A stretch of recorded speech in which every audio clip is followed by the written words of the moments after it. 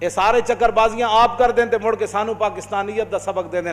سانو پتہ ہے اس دور میں میں اور ہے جام اور ہے جم اور ساکی نے بنا کی روش لطف ستم اور مسلم نے بھی تعمیر کیا اپنا حرم اور.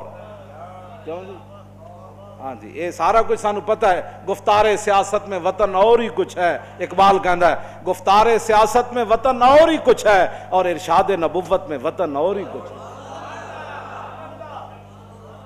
اس واسطے میں حدیث پاک مکمل کرا جڑی فتنے والی سی, بس میری گفتگو ختم. حضور نے فرمایا دوسرا والآخر اسود و مربادن, فرمایا ایک دل تو سفید ہے, زمین آسمان جب تک کھڑے انہوں کوئی فتنہ نقصان نہیں کرے گا.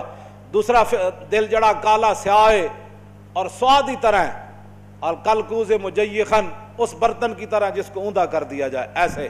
لا یعرف معروفا ولا ینکر منکرا الا ما اشرب من ہواہ. بس اے گل ہے جڑی سمجھ لو کہ تسی کسی نہ حضور دی عزت دی گل کردے ہو تے انہوں سمجھ کیوں نہیں آندی, تسی نہ موسیٰ رسالت دی گل کردے ہو سمجھ کیوں نہیں آندی. کیوں جی؟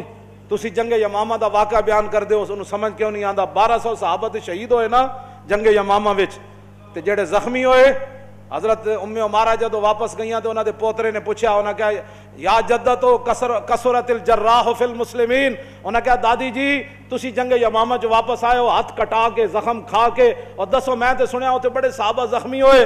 تے آپ نے فرمایا پترا کی پوچھدا, ما یصلی ما خالد ابن الولید من المہاجرین والانصار الا نفر یسیر. فرمایا پترا کی پوچھدا, میں اتھے ویکھیا کہ ہزاراں صحابہ کٹے ہوئے جسم دے نال شدید زخمی خیمے پے ہوئے سن, 10 تو 15 صحابہ صرف خالد بن ولید نہ با جماعت نماز پڑھ. اتنی وڈی جنگ صحابہ کی تھی, جڑے شہید ہوئے ہوتے 1200 ورنہ زخمی بچے ہی کوئی نہیں. اے خالد بن ولید نہ جڑے پڑھتے سن وہ بھی زخمہ نال چور چور سن, لیکن خیمے تو چل کے تے جتھے خالد بن ولید نماز پڑھاندے سن اتنی جگہ وچ وہ پہنچ جاندے سن چل کے بس, ورنہ خالد بن ولید خود بھی شدید زخمی سن. ہاں صحابہ کہندے نہ یہ جنگ اسے کدی پہلے لڑی نہ کدی بعد وچ لڑی, جنگ یمامہ. تو اس واسطے جنگ یمامہ بھی کسی کو سمجھ نہ آئے, رسول اللہ کو جو لوگوں نے پتھر مارے وہ بھی سمجھ نہ آئے, رسول اللہ کا جنگوں کے اندر تشریف لے جانا بھی سمجھ نہ آئے, اور حضور کا پوری دنیا سے ٹکر لے لینا یہ بھی سمجھ نہ آئے, اور صحابہ کے ٹکڑے ہو جانا یہ بھی سمجھ نہ آئے, جنگ قادسیہ بھی اس کو سمجھ نہ آئے, یرموک بھی نہ آئے, کربلا بھی نہ آئے. چلتے چلتے 1857 تک بہادر شاہ ظفر کے ساتھ جو کچھ ہوا وہ بھی سمجھ نہ آئے, مساجد کے ساتھ جو کچھ ہوا وہ بھی سمجھ نہ آئے, کالے پانی میں ہمارے بزرگوں کے ساتھ جو کچھ ہوا وہ بھی سمجھ نہ آئے, 1953 کی تاریخ میں جو کچھ ہوا وہ بھی سمجھ میں نہ آئے. تو پھر حضور نے کیا فرمایا کہ جب انسان کا دل کالا ہو جاتا ہے نا, اونٹے برتن کی طرح وہ ہو جاتا ہے, تو لا یعرف معروفا ولا ینکر منکرا, نہ اس کو کسی اچھائی کا پتہ چلتا ہے نہ اس کو کسی برائی کا پتہ چلتا ہے. اللہ, ہاں یہ بات ضرور ہے, الا ما اشرب من ہواہ, ہاں جو خواہشات کا بندہ ہو جاتا ہے, جو خواہشات اسے پلائی جاتی ہے, آج فلانا ڈرامہ دیکھنا ہے, آج فلاں فلم دیکھنی ہے, آج اتنا حرام کمانا ہے, آج 2 نمبر مال بیچنا ہے, آج سود کھانا ہے, آج رشوت لینی ہے, آج مسلمان جو ہے سویرے میرے دفتر میں ایک ایسی فائل آنی ہے جس کے اندر لاکھوں روپے میں نے کمانے ہیں, یہ ساری چکر بازیاں وہ کرے گا. الا ما اشرب ما ہواہ, ہاں جو خواہشات اسے پلا دی گئی ہیں وہ خواہشات کے پیچھے پیچھے چلے گا, نہ اس کو اسلام سمجھ آئے گا نہ اس کو دین سمجھ آئے گا, نہ مسئلہ ناموس رسالت سمجھ آئے گا نہ مسئلہ ختم نبوت سمجھ آئے گا. خدا کا شکر ادا کریں کہ کم از کم حضور کی عزت کا مسئلہ آپ کو سمجھ آیا. ہاں جی, آپ کے دل سے سفید ہیں, سیاہ نہیں ہوئے.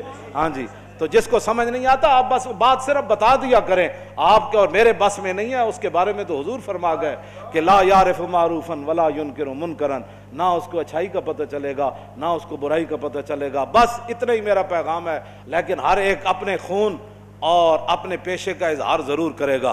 ہاں جی, کیوں جی, ہاں توجہ, او توجہ, یہ بات میں نے ایسے نہیں کی ہے. حضرت محمود غزنوی نے ایک دن فرمایا کہ میں حضرت خضر علیہ السلام کی زیارت کرنا چاہتا ہوں. ایک غریب آدمی کھڑا ہوا, وہ کہنے لگا میں آپ کو زیارت کرا دیتا ہوں لیکن ایک شرط ہے, میں غریب ہوں, 6 مہینے کا خرچہ میں آپ کو دینا ہوگا میرے بچوں کا. اس نے کہا ٹھیک ہے.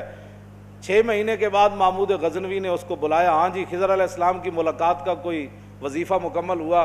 اس نے کہا جی کچھ وظیفے الٹ ہو گئے، 6 مہینے اور چاہیے۔ اس نے کہا ٹھیک ہے۔ سال کے بعد اس کو پھر حضرت محمود غزنوی بلایا، فرمایا ہاں جی خضر علیہ السلام نہ کوئی میری ملاقات دا امکان پیدا ہویا، تسی وظیفے جو کر رہے ہو دریا دے کنارے۔ انہوں نے کہا جی میں کہاں، خضر علیہ السلام کہاں، میں نے تو آپ کے ساتھ جھوٹ بولا ہے، غریب آدمی تھا تو پیسے میرا روٹی پانی چل گیا 1 سال۔ تو محمود غزنوی کا مجلس لگی ہوئی تھی، ہزاروں لوگ موجود تھے، غوث بھی تھے، کتب بھی تھے، ابدال بھی تھے، محدث بھی تھے، مفسر بھی تھے۔ تو اس نے اپنے ایک وزیر کی طرف اشارہ کر کے کہا بتاؤ بھائی جو بادشاہ سے جھوٹ بولے اس کی کیا سزا ہے؟ وہ وزیر کہنے لگا کہ اس کو قتل کر دیا جائے۔ محمود غزنوی کے مجلس میں ایک نورانی چہرے والے بزرگ بیٹھے تھے، انہوں نے کہا بادشاہ سلامت، اس نے بالکل ٹھیک کہا۔ پھر اس نے ایک دوسرے وزیر سے پوچھا، اس نے کہا جی اس کی کیا سزا ہے جس نے بادشاہ سے داؤ بھی لگایا اور جھوٹ بھی بولا؟ اس نے کہا یہ گردن نہ اتاریں، یہ تو پھر جلدی مر جائے گا، اس پر کتے چھوڑے، یہاں تک کہ کتے اسے نوچ نوچ کر کھائیں تاکہ اس کو پتہ چلے بادشاہ سے جھوٹ نہیں بولا جاتا۔ تو وہ بزرگ نورانی چہرے والے کہنے لگے بادشاہ سلامت، اس نے ٹھیک کہا۔ پھر اس نے حضرت ایاز کو کہا، ایک ہی صف میں کھڑے ہو گئے محمود و ایاز۔ حضرت ایاز کو کہا کہ ہاں جی آپ بتائیں۔ اس نے کہا بادشاہ سلامت، ایک غریب آدمی تھا، اس کے جھوٹ بولنے سے آپ کے وقار میں کوئی کمی نہیں آئی، اور 1 سال پیسے دینے سے آپ کے خزانے میں کوئی کمی نہیں ہے، یا آپ اس کو معاف کر دیں۔ وہ نورانی چہرے والا بزرگ کہنے لگا بادشاہ سلامت بالکل اس نے ٹھیک کہا۔ محمود غزنوی نے ان بزرگوں کو قریب بلایا، انہوں نے کہا یہ کیا بات ہے، جو گردن اتارنے کا کہتا ہے وہ بھی ٹھیک ہے، جو یہ کہتا ہے کہ کتے چھوڑ دیا جائے وہ بھی ٹھیک ہے، جو معافی کرتا ہے۔ اس نے کہا کہ جس نے کہا نا گردن اتار دو، یہ اس کا خاندان تھا کسائی، تو اس نے اپنے خاندان کا اظہار کیا ہے، گردنیں اتارنے کے عادی ہیں، اور کہا کہ غلطی تو تیری ہے جیسے تو نے ایسے لوگوں کو وزیر بنایا۔ اس نے کہا جس نے کتوں کا کہا نا کتے چھوڑو، اس کے آبا و اجداد بادشاہوں کے کتے نہلایا کرتے تھے۔ اس نے اپنے خاندان کا اظہار کیا ہے، اس نے اپنی فطرت اپنے خون کا بتایا ہے، اور کہا کہ رہ گیا ایاز تو یہ سید ہے، اور سید کربلا میں لٹے بھی گئے تو اف نہیں کی، اپنا سودا بیچ کر بازار سونا کر گئے، کون سی بستی بسائی تاجران آل بیت۔ کیوں جی کہا یہ سید ہے۔ جب یہ کہا نا یہ سید ہے تو محمود غزنوی کرسی پر کھڑا ہو گیا، وہ کہنے لگا ایاز تو نے آج تک بتایا ہی نہیں میں آل رسول ہوں، اتنا ظلم کیا تو نے بتایا ہی نہیں آج تک۔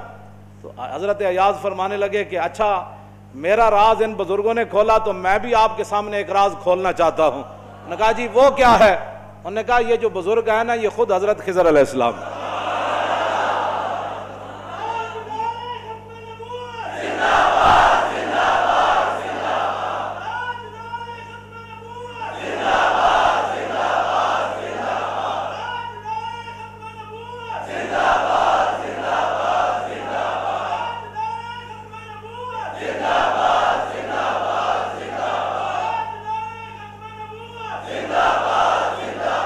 توجہ بھائی توجہ، آپ اور ہم خوش نصیب ہیں کہ ہم اپنے خون کا اظہار کر رہے ہیں۔ ہمارے آبا و اجداد نے صدقے یا رسول اللہ کے نعرے لگائے، ہمارے بڑوں نے حضور سے محبت کی، حضور کی ختم نبوت پر پہرے دیے، تو ہم اپنے خاندان کا اظہار کر رہے ہیں، اور جن لوگوں کو یہ مسئلہ نہیں سمجھ آ رہا ہے وہ اپنے خاندان کا اظہار کر، ان کا اپنا خاندان ہے، ہمیں ان سے کوئی غرض نہیں ہے، ہمارا کام ہے مسئلہ بتا دینا۔ ہر کوئی اپنا خون اپنے خاندان کے اظہار کرتا ہے، تو دعا کریں اللہ تعالیٰ تا صبح قیامت ہمارے خون بھی اثر رکھے اور ہمارے خاندانوں میں، کہ ہماری نسلیں بھی ایسے ہی لبیک یا رسول اللہ کا نعرہ لگاتے ہیں۔